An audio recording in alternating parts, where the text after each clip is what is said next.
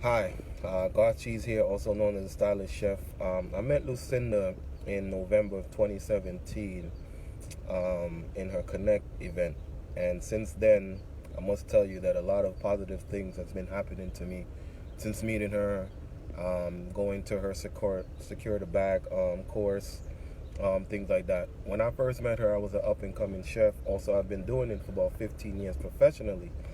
But there were some things that I just didn't know how to do as far as building my brand, meeting new people. I was kind of the shy type, not trying to go out there and talk, allowing my food to speak for itself. But sometimes you need that extra push.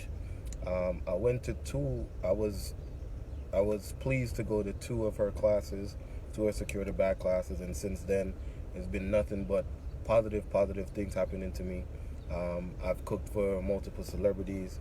I've been featured in a few magazines, and most recently, I've been on Fox 5 News just off of the advice given to me by Lucinda Cross on going out there, talking to everyone, being part of your brand, being proud of your brand, and allowing yourself to just get out there and connect with people.